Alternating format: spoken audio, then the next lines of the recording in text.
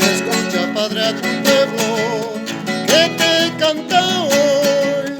Escucha que te imploramos por la salvación. Que hay entre los hombres vas a morir. Que cesen las guerras, el odio y la maldad.